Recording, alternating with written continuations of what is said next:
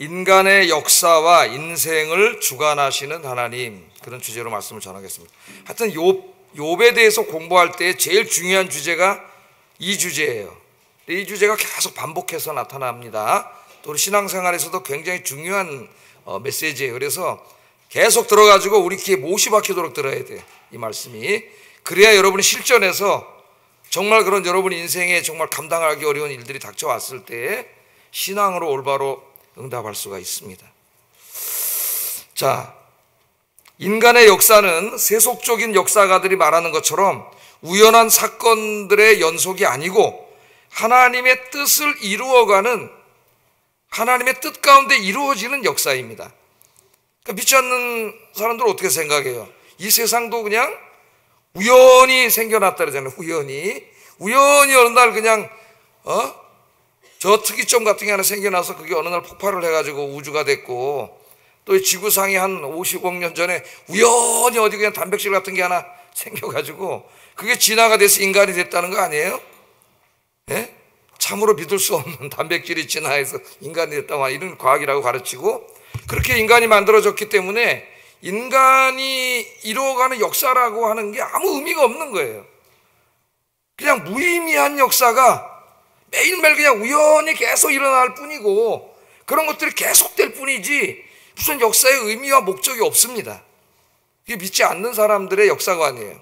근데 성경은 그렇게 이야기하지 않아요. 이 세상은 우연히 생겨난 게 아니고 인격적이시고 지성적이신 하나님께서 창조하셨기 때문에 생겨난 것이죠. 이 모습 지금 이대로 하나님께서 창조하셨고, 하나님은 창조하신 다음에 그냥 팔짱 끼고 가만히 지켜보고 계신 게 아니라 창조하신 세상에 계속 간섭하시고 어떻게 해요? 통치하시고 다스리셔요.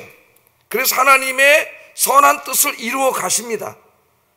이런 이야기들을 한마디로 말하면 섭리라 그래요. 섭리, 어려운 말로 우리가 섭리, 하나님이 섭리해 가신다.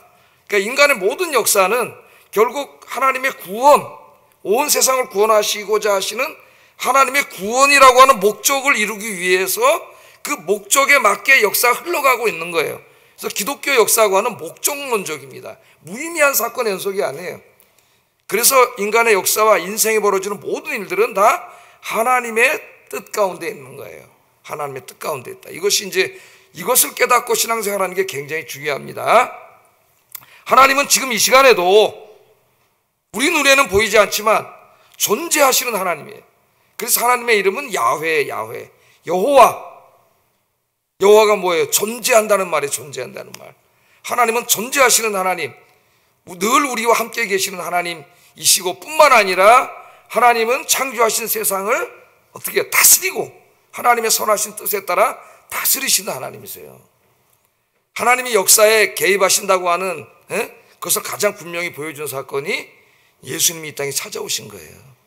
인간이 그냥 멸망하도록 내버려 둔 게 아니라 하나님이 인간이 되셔서 찾아오셨잖아요. 인간의 역사 속으로 들어오셨잖아요. 그래서 저와 여러분을 구원해 주신 줄로 믿습니다. 여러분의 인생도, 우리 인간이 경험하는 역사도 이처럼 하나님의 섭리 가운데 바라볼 수 있어야 됩니다. 자, 계속 이제 말씀을 보겠습니다. 바로가 이상한 무서운 꿈을 2번이나 꿨잖아요. 하나는 그냥 무슨 살찐 암소들이 그냥 불을 뜯고 있었는데 그냥 무시무시한 말라비틀어진 암소들이 와서 다 잡아먹어 버렸어요. 7마리가 와가지고. 또 그냥 알곡이 토실토실한 그냥 이삭 7개가 있었는데 빼빼 마른 이삭이 와서 그냥 다 먹어쳐 버렸잖아요. 이 꿈을 꾸고 바로가 번민했다 그랬습니다. 번민을 했어요. 왜냐하면 애굽인들은 어떻게 믿었다고요? 왕이 꾼 꿈은 신의 신탁이라고 믿었어요. 신탁. 그러니까 자기의 왕권과 자기 그 왕국, 에집트라고 하는 나라의 운명이 달려있는 꿈이라고 믿는 사람에게 굉장히 안 좋은 꿈을 꾼 거예요. 그러니까 불안한 거죠. 고대 왕들은 뭐 언제 죽을지 몰라.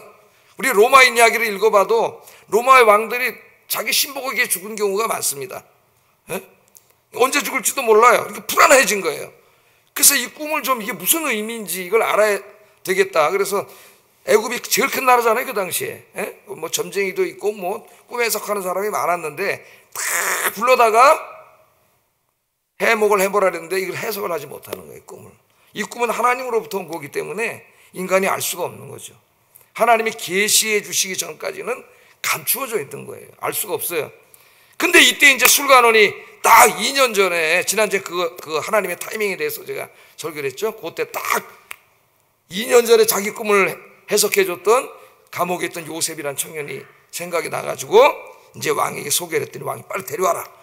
그래서 이제 감옥으로 전령이 가가지고 요셉을 데려온 겁니다. 그랬더니 요셉이 왕 앞에 가니까 수염도 깎고 막 옷도 입고 깨끗하게 해가지고 이제 왕 앞에 딱 간 것으로 오늘 시작이 돼요, 본문이.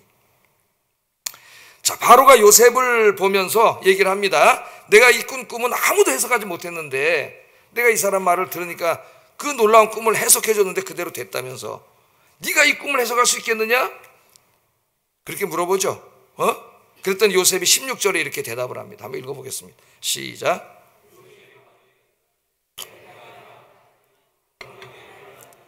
네, 내가 아니라 네가 꿈을 해석할 수 있겠느냐? 그럼 사람은 보통 내가 할 수 있습니다, 그렇게 얘기할 텐데 내가 아니라 하나님께서 당신에게 이 꿈을 해석해 주실 겁니다. 편안한 대답을 주실 겁니다. 그렇게 이야기를 하잖아요. 바로의 질문을 받은 이 요셉이 한 말은 이거는 단지 하나님이 꿈을 해석해 줄 것입니다만 얘기한 게 아니고 거기 뭐예요? 이 꿈은 앞으로 애굽의 역사거든요. 그 애굽이 앞으로 직면할 문제거든요. 역사적인 문제. 이 문제에 대한 해답도 하나님께 있습니다. 애굽이 앞으로 직면할 문제에 7년은 풍년이 들고 7년은 흉년이 들 이 문제, 7년 동안 흉년이 들었을 때 이걸 어떻게 해결할 수 있느냐 하는 이 역사의 문제, 국가의 문제도 누가 해결해 줄 수 있어요? 하나님만이 해결해 줄 수 있습니다. 이렇게 말한 거예요. 제가 꿈 얘기는 좀 이따 뒤에 우리가 살펴보도록 그렇게 하겠습니다. 오늘 첫 번째 이제 우리가 여기서 생각해야 될 게 뭐냐면은 우리 인생의 문제나 또는 우리 인류가 직면한 문제나 또 우리 지금 나라와 민족이 직면한 문제, 이 모든 문제가 상당히 혼란스럽고 힘들고 고통스러운데 우리 인간에게 답이 보이지가 않습니다. 근데 이 문제를 해결하실 수 있는 분이 있어요. 누구세요? 하나님만이 해결하실 수 있습니다. 하나님만이. 오늘 첫 번째 적용점이에요. 우리 인생의 문제는 인간의 능력과 지혜로 해결할 수가 없습니다. 이 문제 누구만이 해결할 수 있어요? 하나님만이 해결해 줄 수 있어요. 그래서 여러분 꼭 기억하세요. 인생의 답은 누구에게 있다? 나에게 있지 않고 하나님께 있습니다. 하나님께 있습니다. 우리 옆 사람 인사하게. 인생의 답은 내게 있지 않고 하나님께 있습니다. 하나님께 있습니다. 그 대답을 한 겁니다. 그러면서 이제 꿈 얘기를 해주고 해몽을 한 다음에 33절 36절을 얘기해요. 한번 읽어보겠습니다. 시작.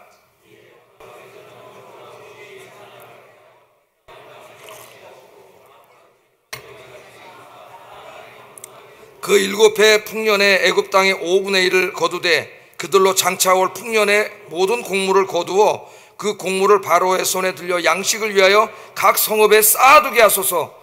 이와 같이 그 곡물을 이 땅에 저장하여 애굽 땅에 임할 7해 흉년에 대비하시면 땅이 이 흉년으로 말미암아 망하지 아니하리이다. 아멘. 자, 그러니까 7년 동안은 풍년이 있을 겁니다. 그 의미는 좀 이따 살펴볼 거예요. 또 7년 동안은 흉년이 있을 겁니다.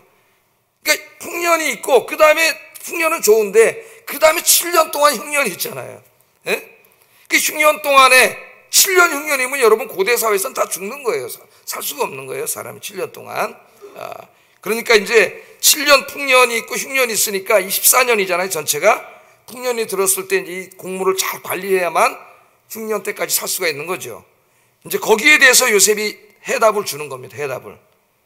이제 역사의 문제는 그렇게 14년 동안 진행될 것이고 그런 문제가 있을 때에 이 문제를 해결해 주실 수 있는 분은 하나님밖에 없습니다. 근데 하나님이 요셉에게 지혜를 줬기 때문에 요셉은 그 답을 아는 거예요. 요셉이 아는 게 아니에요. 하나님 지혜를 주신 거예요. 그래서 이제 뭐라 그랬어요? 지혜 있는 사람을 택해가지고 이 일을 맡기세요. 이 일을 맡기세요. 7년 동안 흉년이 있을 때 견뎌낼 수 있도록 지혜로운 사람을 뽑아야 됩니다. 그래서 제가 이 성경을 읽다가 우리나라 생각이 났어요. 야, 지금 뭐 이게 국민이 딱 반으로 나뉘어 있습니다. 어떤 쪽으로 결론이 나도 우리나라는 지금 이제 하나로 가기가 어려워요. 지금 이게 법원 그 난입 사건을 우리가 보여주듯이 이제 그냥 의견만 다른 정도가 아니에요. 지금 이게 그래서 이거는 지금 이런 문제로 해결될 문제가 아니라고 생각해요. 저는 해결책이 있어요. 우리 집사람한테 얘기를 했는데 듣질 않겠지, 사람들이. 권력에 눈이 먼 사람들이. 그 지혜로운 사람, 예? 똑똑한 사람은 많은데 그 뭐 판사니 뭐 얼마나 똑똑합니까? 다 이 나라의 정치인들이. 똑똑한 사람은 많은데 지혜로운 사람이 없어요. 왜냐하면 다 욕심에, 지금 권력을 잡을 욕심에 빠져 있기 때문에 나라 어떻게 되든 말든, 국민이 어떻게 되든 말든, 갈라지든 말든 관심이 없어요. 이 사람들은 권력 잡는 거 외에는 관심이 없습니다. 그래서 이게 지혜로운 사람을 하나님 좀 보내주셔서 이 문제가 어떻게 해결돼도 국민이 다 이렇게 다시 뭉칠 수 있는 방법으로 해결이 돼야 된다. 그렇게 될는지 어쩌는지 모르지만은 저는 그렇게 기도를 하고 있어요. 지혜로운 사람이. 그래서 풍년이 들었을 때 5분의 1을 좀 매번 비축을 해, 국고에 비축을 해놨다가 이제 흉년이 들어서 7년을 대비해야 됩니다. 이제 그런 내용이죠. 자, 요셉이 이렇게 이제 해결책까지 제시를 했더니 오늘 성경에 보면은 이 조언을 듣고 바로뿐만 아니라 애굽의 모든 신하들이 감탄을 했더니, 감탄. 야, 이렇게 지혜로운 사람이 있나? 그래서 이제 요셉, 그렇다면 당신이 하시오, 이렇게 된 거예요. 네가 해라. 그래서 요셉이 이제 총리가 되게 되는 겁니다. 자, 누가 이런 지혜를 주셨어요? 7년, 6년. 그렇죠, 하나님 주신 거지. 7년, 6년 한번 생각을 해보세요, 여러분. 만일 하나님이 계시해 주지 않았다면은 7년 동안 먹고 마시고 그냥 그렇게 살다가 7년, 6년이 들어서 다 죽었을 거예요. 예? 하나님 미리 가르쳐 주셨잖아요. 이렇게 하나님 숨겨진 걸 알려주는 걸 계시라는데, 지금은 이제 꿈을 통해서 계시하지 않는다 그랬죠? 왜? 계시가 완성됐어요. 성경 말씀을 통해서 지금 하나님의 뜻을 계시해 주십니다. 자, 이 지혜를 주신 분이 하나님이에요. 자, 여기 중요한 거 하나, 첫 번째, 조금 아까도 제가 말했지만 첫 번째 우리가 적용해야 될 점 뭐냐? 인생의 문제의 답은 누구에게 있다? 하나님께 있다. 복잡하게 일이 얽힌 것 같아도 그것을 풀 수 있는 지혜는 누가 주신다? 하나님이 주신다. 잊지 마시기를 주의 이름으로 축복합니다. 여러분, 인생의 문제가 복잡할수록 해결책은 간단해. 복잡한 문제를 여러분 머리를 써가지고 여러분 인간적으로 해결하려면 골이 아프고 해결책이 안 보여요. 문제가 배배 꼬여 있습니까? 복잡합니까? 염려하지 마시고 해결책은 간단해요. 무릎 꿇고 기도하면 돼. 그럼 이 문제를 해결할 수 있는 지혜는 하나님이 주셔요. 그게 가정의 문제든 부부 간의 문제든 부모 자식 간의 문제든 또 교회에 어떤 다른 분들과의 문제든 직장에 나간 문제든 무슨 문제든 마찬가지다. 이 국가의 문제도 마찬가지고 이 문제에 해결해 줄 수 있는 지혜와 답은 하나님께 있음을 깨닫고 올 한 해는 더욱더 기도하며 사시기를 주의 이름으로 축복합니다. 이 나라와 민족을 위해서도 기도하시기를 주의 이름으로 축복합니다.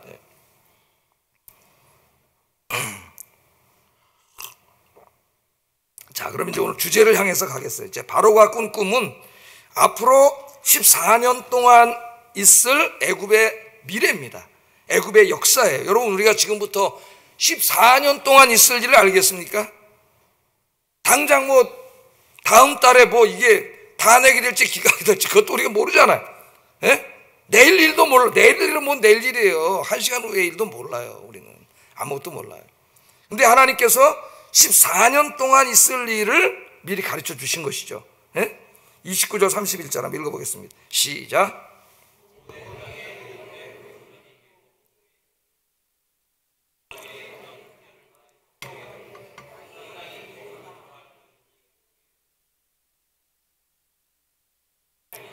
기억하지 못하게 되리이다. 그러니까 앞으로 7년 풍년이 있고 7년 흉년이 있는데 7년 풍년이 끝난 다음에 극심한 가뭄이기 때문에 이건 진짜 뭐 그 풍년 때 기쁨 다 잊어먹고 이제 다 망한다 그러잖아요. 다 망하게 될 겁니다. 그렇게 얘기를 했습니다. 자, 그러니까 여기서 이제 두 번째 우리가 생각해 봐야 될 주제는 14년 동안 있을 7년 풍년, 7년 흉년, 애굽의 역사인데 이 모든 것이 다 누가 주관한다는 거예요? 하나님이 주관하신다는 걸 알려주잖아요. 하나님이. 이 민족의 14년 미래 하나님이 주관하시는 거예요. 하나님. 여러분의 인생의 14년이면 어떻게 뭐 이제 이 땅에 다 계시겠죠? 다 계시. 우리 알 수 없지만은 다 하나님의 주관 역사 가운데 있죠. 하나님 뜻 가운데 있다. 그렇게 얘기하고 있습니다. 아까 제가 서론에서 말했듯이 그냥 우연히 그냥 막 진행되는 게 아니고 개인의 일도 어느 날은 재수가 좋아서 잘 되고 어느 날은 재수가 없어서 안 되고 뭐 운이 좋았고 운이 안 좋았고 그런 관점에서 우리가 인생과 역사를 보면 안 되고 이제부터는 모든 게 다 뭐예요? 내가 다 이해하지 못한다 할지라도 하나님의 어떤 선하신 뜻을 이루기 위해서 하나님이 하시는 것이다. 이게 중요하다는 거지. 이걸 깨닫는 게 굉장히 중요합니다.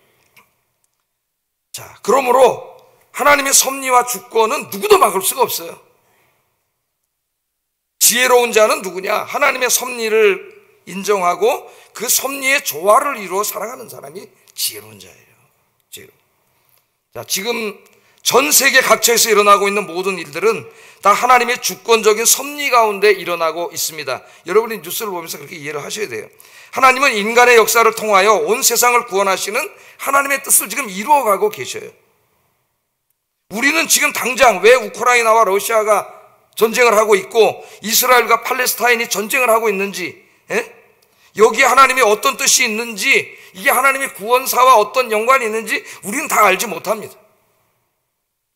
왜 미국에서 트럼프 같은 사람들이 대통령이 되고 우리나라가 이와 같은 극심한 정치 혼란에 빠져 있는지, 여기에 어떤 하나님의 뜻이 있는지도 우리가 다 알 수가 없어요. 저도 몰라요. 알 수 없습니다. 그러나 우리가 확실한 게 있어요. 확실한 거. 그게 뭐예요? 당장은 이 모든 일들이 우리를 혼란스럽게 하고 고통스럽게 하지만 여기에 내가 다 이해하지 못한다 할지라도, 지금은 좀 고통스럽고 혼란스럽다 할지라도 하나님의 뜻이 있다는 거예요. 하나님의 뜻이 있다. 하나님 뜻 가운데 이렇게 되고 있다. 그것을 우리가 알 수가 있습니다. 자, 이 애굽의 7년 풍년, 또 7년 흉년, 이거는 보면은 그냥 애굽의 역사일 뿐이에요. 세속 역사입니다. 그런데 이 애굽에서 일어날 14년 동안 세속 역사가 하나님께서 이 세상을 구원하시는 그 구원사와 어떻게 연관이 되느냐, 성경을 읽어보면 이제 그게 쭉 나오잖아요. 성경에 결국 어떻게 돼요? 여기에서 이제 이 흉년 때문에 아브라함의 후손들이 애굽으로 다 이주해 와서 살게 되고, 애굽에서 살다가 또 하나님의 때가 되니까 약속의 땅으로 돌아가게 되고, 그 약속의 땅에서 나라와 민족을 이루어서 열방이 빛이 돼가지고 온 열방에 하나님을 전파하는 이스라엘이 되잖아요. 하나님이 택하신 백성이 되는 거죠. 그 모든 게 다 지금 어디서 시작됐어요? 바로의 꿈, 그리고 애굽의 7년 풍년과 7년 흉년, 그때 그 역사만 보면은 아무 관계가 없는 것 같지만 역사를 길게 보면 여기 하나님 뜻이 있다는 걸 우리가 알 수가 있게 되는 거죠. 자, 제가 한번 좀 이걸 더 보겠습니다. 한번 우리 역사를 통해서 한번 살펴보겠어요. 예수님 시대에 한번 로마의 역사를 한번 좀 생각해 보세요. 자, 로마가 조그만 도시국가에서 로뮬러스라고 하는 사람이 조그만 도시국가에서 시작해가지고 나중에는 지중해 연안의 모든 곳을 다 장악하는 대제국이 됐습니다. 로마가. 저 위쪽에는 영국의 잉글랜드가 다 로마였어요. 그 다음에 지금 독일의 그 남부지방 다 해가서 이 북유럽의 남부지방이 로마였고, 북아프리카가 다 로마였고, 그 다음에 이쪽에는 유프라테스강, 티그리스강 이쪽 서쪽으로 있는 이스라엘, 여기까지가 다 로마예요. 이게 한 나라예요. 한 나라였어요. 한 나라. 이게 한 나라. 이 로마 큰 나라인데, 로마가 이 나라를 이렇게 정복해 가다 보니까 영토가 멀어질수록 거리가 멀어지잖아요. 거리가 멀어지는데 통치를 하려면은 거기까지 빨리 가야 돼. 지금이야 뭐 전화 한 통하면 되지만은 그 당시에 가야 되잖아요, 직접. 그러니까 이제 그 점점 넓어지는 걸 효과적으로 통치하기 위해서 로마가 만든 게 뭐냐면 도로를 만들기 시작했어요. 도로를. 그래서 로마 가도라 그랬잖아요. 로마 가도. 쫙쫙 로마 가도. 도로를 다 로마가 만들었어요. 우리나라가 지금 도로가 굉장히 잘 돼 있는 나라입니다. 우리나라도. 어디 산골짜기 강원도 내가 가보니까 강원도 내가 다 가봤는데 도로가 너무 잘 돼 있어요. 시골 마을마다. 로마가 다 로마 가도를 만들어서 대로로 돼 있고, 그 대로가 저기 예루살렘까지 다 연결이 돼요. 쫙 다 만들었고, 또 그 큰 도로에서 이제 지로, 조그만 도로도 다 만들었어요. 거미줄처럼. 그래서 도로는 국가 재정으로 하고, 큰 대로는, 작은 도로는 이제 그 지방에 뭐 돈 있는 사람들 있잖아요. 지주나 이런 사람들, 그 사람들이 막 기부금을 받아서 만들고 도로 이름을 그 사람 이름을 지어줬어요. 그래서 이제 지주들은 돈을 내고 귀족들은 그 다음에 명예를 얻은 거죠. 명예를. 이런 식으로 해가지고 로마가 도로를 다, 그래서 무슨 말이 나왔어요? 모든 길은 로마로 통한다. 어느 길로 가도 끝에 가면 어디로 가요? 로마로 가게 돼 있습니다. 그러니까 이 도로라고 하는 거는 로마가 이제 빨리 가기 위해서 만든 거 아니에요. 효과적인 통치를 위해서. 그러나 이제 로마에게도 도로는 유용하지만 적국에게도 유용해. 도로는 왜? 적도 금방 로마로 쳐들어올 수가 있어요. 그런 위험성이 있었지만 로마는 도로를 만들었다는 거예요. 왜냐하면 로마 사람들은 적극적이에요. 그러니까 그런 소극적인 생각을 하는 사람은 도로를 절대 못 만들어.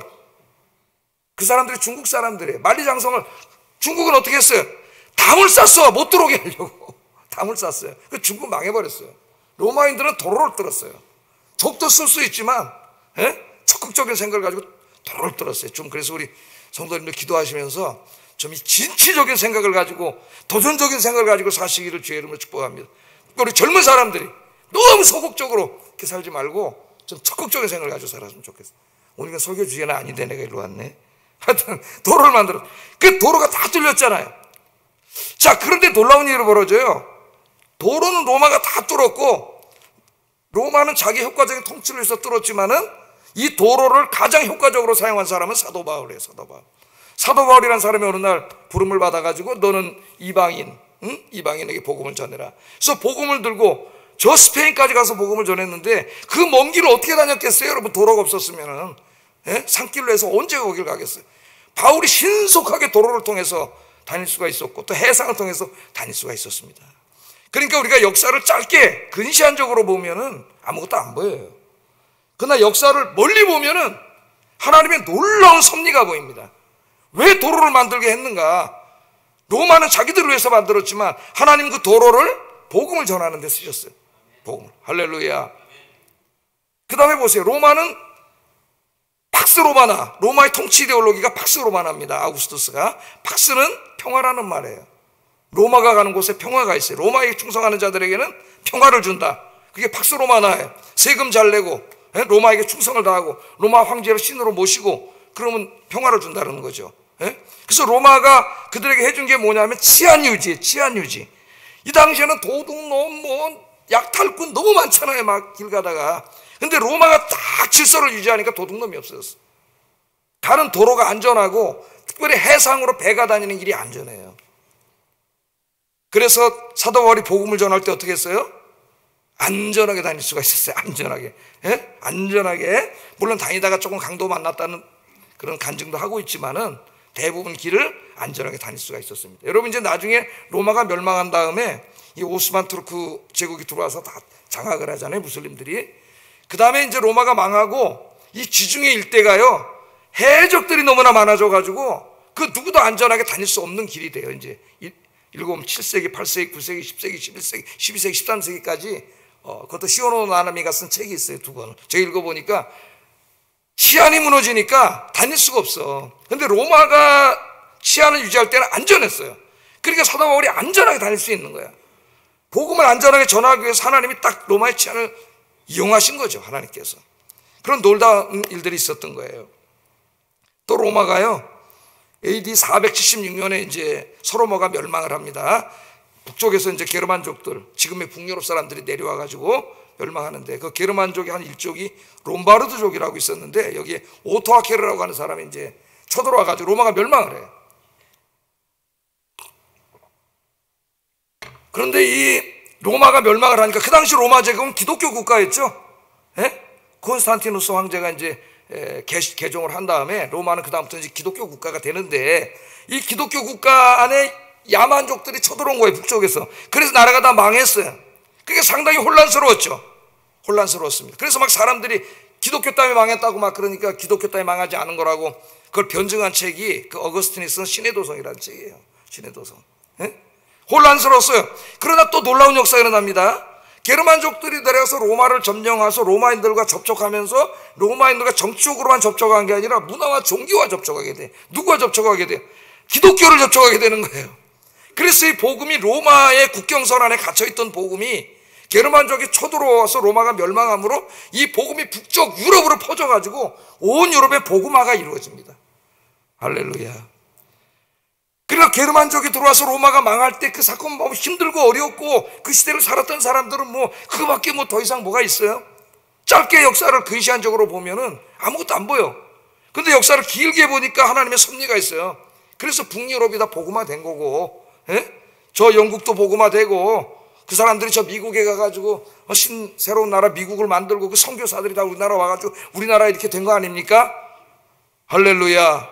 우리가 이렇게 역사를 멀리 보면 하나님이 움직이시는 지문이 보여요. 하나님이 손자국이 보여요. 손자국이. 우리가 좀 이 주제를 오늘 뭐 제가 논리적으로보다 이야기로 좀 더 말씀드려. 우리 이제 우리 조선에, 그러니까 대한민국에 이 선교사들이 들어올 때 이야기를 좀 한 번 더 해보고 싶어요. 물 한 잔 먹고 하겠습니다. 존 로스라고 하는 선교사님이 계셨어요. 존 로스. 우리나라에 이제 공식적으로 선교사가 들어온 게 1885년 언더우드와 아펜젤라가 이제 제물포항으로 부활절날 들어온 게 공식적인 선교사가 들어온 겁니다. 그런데 그것보다 한 12년 전이에요. 만주 쪽에 와가지고 우리 조선의 복음화를 위해서 힘썼던 선교사가 이 존 로스예요. 근데 이 사람이 이제 조선에 복음을 전하려고 이제 진짜 조선 땅 가까이까지 이 사람이 들어왔는데, 그러다 보니까 언어를 배워야 되죠, 언어. 그래서 이제 한글을 배우려고 그래서 한글을 배우고, 그 다음에 한글로 이제 성경을 번역하려고 그랬어요, 이 사람이. 그런데 이제 한국 사람을 만날 수가 없는 거예요. 왜냐하면 이전에 무슨 일이 있었어요. 병인양요, 신미양요가 이루어져가지고 프랑스하고 미군 군함들이 들어와가지고 침공을 했잖아요, 우리나라를. 그러니까 그때부터 이제 조선 정책이 외국 사람하고 말만 해도 사형입니다. 서양 오랑캐랑 만났다 그래서 사형이에요. 그러니까 만나는 다 피해. 선생님을 구할 수가 없어요. 선교를 해야 되는데. 근데 이제 우여곡절 끝에 이응찬이라고 하는 사람을 만나요. 이응찬. 이 사람은 한학자이면서 이제 그 한약 재료를 중국의 만주 쪽에 팔아서 돈을 많이 버는 사람입니다. 그래서 그 사람을 만나게 되고 그 사람에게 한글을 배우게 되고 그 사람 도움을 받아서 성경을 번역을 해요. 근데 그 번역 성경은 이제 이 성경은 아니고 존 로스 성경이라고 쪽복음들이 옛날 번역입니다. 박물관에 가면 있을 거예요. 아마 기독교 박물관에 그 번역을 하게 돼요. 근데 제가 이 얘기를 왜냐하면 이제 이응찬하고 어떻게 만나게 됐느냐는 거예요. 자, 이응찬은 누구라 그랬어요? 한학자야. 한약재를 만주 압록강 건너서 배 타고 왔다 갔다 하면서 한약재 팔아서 돈 버는 사람이에요. 어느 날 한약재를 잔뜩 싣고 배에다 싣고 압록강을 건너가는데 갑자기 풍랑이 일어나가지고 배가 뒤집혔어요. 한약재가 몽창 바다에 다 빠져 압록강에 빠져버렸어. 그래서 자기하고 몇 사람 목숨만 간신히 건져가지고 그 이제 만주 조선 쪽에 가까운 고려문이라고 하는 곳으로 이제 가게 됐는데 먹고 살 길이 막막한 겁니다. 다 없어졌잖아요. 집에 갈 수도 없고 빌어먹을 수도 없고 체면상 막노동을 할 수도 없고 이런 이제 진짜 어떻게 할 수 없는 상황 속에 있었는데 어떻게 기동량으로 서양의 어떤 선교사가 한글 선생님을 구한다. 이 한학자잖아요. 그런 소리를 듣고 몰래 어떻게 해가지고 이제 다른 사람 눈에 안 띄게 해가지고 만난 거예요. 그래서 이제 한글을 가르쳐 주고 한글 성경을 번역하는데 이 사람이 쓰임받게 되는 겁니다. 그러니까 이제 교회사 책을 읽으면 참 놀랍다. 하나님의 역사가. 그 사람 예수 믿는 사람도 아니었는데 그냥 매일 그 압록강 건너다니면서 한약재 팔고 사던 사람이었는데 어느 날 그 풍랑이 일어나고 한약재 다 그냥 받았어. 압록강 속에 빠져버려. 거지가 돼갖고 빈털터리가 왜 됐는가. 그 당시 아무것도 몰랐겠죠. 이제 이 사람이 나중에 존 로스 선교사 만나고 자기도 예수 믿게 되고 구원받고 성경 번역하게 되고 이때서야 깨닫지 않았겠습니까? 아, 그래서 그때 하나님이 배를 그렇게 강에 빠지게 하셨구나. 한약재를 다 잃게 하셨구나. 그러니까 이 조선 선교를 위해서 하신 역사가 다 이와 같아요. 한 개인의 역사를 통해서도 하나님 놀라운 뜻을 이루어 가신다는 겁니다. 한 가지만 더 말씀해요. 한 가지만 더 말씀드리겠습니다. 여러분이 잘 알고 있는 내용입니다. 이 이야기도 1882년에 이제 우리가 미국의 문호를 개방해가지고 한미 수호 조약을 체결하게 되죠. 한미 수호 조약을 체결합니다. 그 이제 조약이 체결되니까는 우리가 이제 미국에 가는 사절단을 견미 사절단을 이제 미국에 보냈어요. 그러니까 갓쓰고 하얀 옷 입고 정말 서양인들이 볼 때는 정말 희한한 모습이죠. 그리고 이제 배를 타고 샌프란시스코 항에 내려가지고 거기서 이제 대륙 횡단 철도를 타고 워싱턴까지 가는 거예요. 그래서 철도 타고 가는데 그 기차를 타고 가는데 그 기차 안에 누가 타고 있었냐면은 감리교 목사님 가우초라고 하는 목사님 타고 있었어요. 가우초. 이게 역사에 다 나오는 이야기입니다. 가우초 목사님이. 근데 그 가우초 목사님은 이 동아시아 선교의 꿈을 가지고 있는 사람이에요. 그 불타는 사람이에요. 근데 어느 날 볼 일이 있어가지고 이 차를 타게 됐는데, 이 기차를 해피려면 그 사람이 탄 고기차 고칸에 견미사절단이 타고 있는 거예요. 그래서 이제 얘기를 하다 보니까 조선이라는 나라, 일본까지는 알았는데 조선은 잘 몰랐는데 조선이라는 나라 알게 되고, 이때부터 조선 설교에 불타게 돼, 이 사람 마음이. 그래서 자기 친구가 이제 일본의 선교사였는데 맥클레인이라고 편지를 보내가지고 너 빨리 가서 지금 조선에 고종 황제를 아련해라. 그래서 이제 그 사람이 조선으로 와서 고종 황제를 아련하게 되고, 그래서 이제 교육과 의료로 가는 제한된 범위 내에서 선교사들이 들어오게 된 거예요, 공식 선교사가. 예? 참 여러분, 우연일까요? 예? 너무 신기하지 않습니까? 어떻게 견미소잘단 그날 가는 그 기차에 이 사람이 볼 일이 생겨가지고 이 목사님이 그 기차를 타게 됐으며, 그것도 그 같은 칸에 같이 타게 됐는가. 하나님의 역사는 참으로 놀라워요. 하다못해 이 사람이 볼 일이 있어서 어디 가는 것까지도 다 하나님의 섭리와 뜻 가운데 있었다는 것을 역사가 보여주고, 어떻게 보면 역사의 상당 부분이, 우리 기독교 역사의 상당 부분이 인간이 보기에는 우연에 의해서 이루어집니다. 인간이 볼 때는 우연이지만 다 누가 그렇게 하시는 거예요, 뒤에서. 하나님이 하시는 줄로 믿습니다. 하나님께서. 그래서 항상 멀리 봐라. 여러분의 인생도 마찬가지예요. 여러분의 인생도 그냥 코앞만 보면은 다 이해할 수 없어요. 혼란스러워요. 그러나 좀 멀리 보면 하나님의 뜻이 보입니다. 하나님의 뜻이. 나중에 우리가 깨닫잖아요. 아, 그래서 그때 하나님이 그때 나를 그때 그렇게 그곳에 두셨구나, 그 일을 당하게 하셨구나. 우리가 나중에서 깨닫게 되는데, 이 하나님의 섭리를 알게 되면은 이 고통이 올 때 흔들리지 않아. 흔들리지 않아. 왜? 내가 다 이해하지 못해도 하나님의 선하신 뜻이 있음을 믿기 때문이에요. 저도 뭐 목사지만 살다 보면 이런저런 힘든 일들이 많고, 여러분이 아는 뭐 다 일들도 많고, 근데 힘들어요, 목사로서 사실. 아, 내가 이렇게 하나님 앞에 충실히 다 해오는데 왜 이렇게 어려운 일이 내게 생기지? 그런 마음도 마음에 들 때도 있어요. 그런데 그때마다 하나님 뭐라냐면, 네가 설계했지 않냐 이놈아. 뭘 설계했어? 네가 하나님의 섭리에 대해서 설계했잖아. 다 이해하지 못해도. 응? 여러분, 다 이해하지 못할 때는 이해하려고 하지 마세요. 시험 들어요. 내가 알지 못한다 할지라도 하나님의 선하신 뜻이 있는 줄로 믿습니다. 그러면 믿음이 생겨요. 헤쳐나갈 힘이 생기고 감사가 나올 수 있습니다. 로마서 8장 28절 한번 읽어보겠습니다. 시작. 모든 것이 협력하여 선을 이루느니라. 이 말씀만 붙잡으세요. 이 가장 성숙한 신앙이네, 신앙이. 섭리를 믿는 신앙이. 예? 우리가 알거니와 하나님을 사랑하는 자 곧 그의 뜻대로 부르심을 입은 자들, 모든 일, 기쁜 일이든 슬픈 일이든 좋은 일이든 나쁜 일이든, 예? 모든 일이 협력하여 선을 이루게 하기 위해서 하나님이 주신 줄로 믿습니다. 예? 여러분, 김치를 담그려면 어떻게 해야 돼요? 배추도 들어가야 되고, 파도 들어가야 되고, 양파도 들어가야 되고, 새우젓도 들어가야 되고, 항새우젓도 들어가야 되고, 또 뭐 넣더라, 지금 설탕도 들어가야 되고, 물도 들어가야 되고, 고춧가루도 들어가야 되고, 소금도 들어가야 되고. 무지장 많이 넣더라고, 제가 김장할 때 보니까. 여기서 그게 다 들어가서 그게 어떻게 협력해가지고 섞어. 그럼 뭐가 돼요? 김치가 되잖아요. 맛있는 김치. 오늘 점심에 맛있게 드시기를 주의 이름으로 축복합니다. 예? 우리 인생도 마찬가지라는 거예요. 그래서 여러분, 하나님의 뜻대로 사는 사람에게는 우연은 없다. 우연은 없다. 모든 고통에는 다 하나님의 뜻이 있음을 믿고 감사하면서 사시기를 주의 이름으로 축복합니다. 자, 이제 마지막으로 요셉이 바로의 꿈을 해석해 주면서 해석해 줬잖아요. 이 꿈은 내가 하는 게 아니라 누구예요? 하나님이 하시는 겁니다. 이걸 명확히 합니다. 명확히. 하나님이 하시는 겁니다. 왜 그럴까요? 모든 영광을 하나님께 돌림으로써 바로에게 하나님에 대해서 이야기하는 거예요. 16절 여러 번 나와요. 요셉이 바로에게 대답하여 이르되 내가 아니라 하나님께서 바로에게 평안한 대답을 하시리이다. 또 25절에 요셉이 바로에게 아뢰되 바로의 꿈은 하나라. 하나님이 그가 하실 일을 바로에게 보이십니다.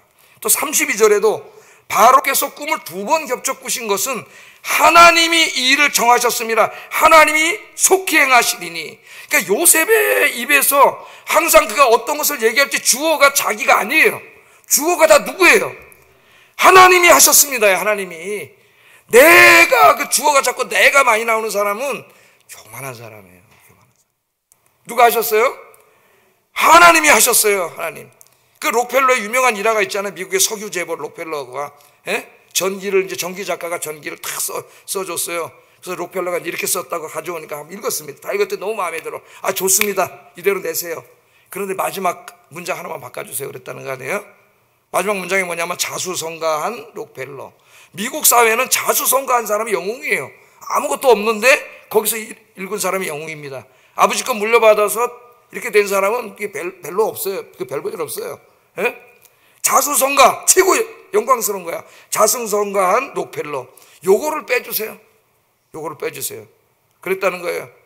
그리고 요렇게 바꿔주세요. 모든 것이 하나님이 하셨습니다. 할렐루야. 하나님의 은혜입니다. 하나님의 은혜입니다. 여러분, 요셉은 이렇게 함으로 하나님이 주신 꿈을 이루어 갔을 뿐만 아니라 그 꿈이 자기 자신의 영광만이 아니라 하나님을 영화롭게 하는 데 사용했다는 거예요. 하나님을 영화롭게 하는. 여러분의 인생이 여러분의 개인의 꿈도 이루어 가시면서 그 꿈이 하나님과 상관없는 꿈이 되면 안 됩니다. 하나님을 영화롭게 하는 꿈이 되기를 주의 이름으로 축복합니다. 기도하겠습니다.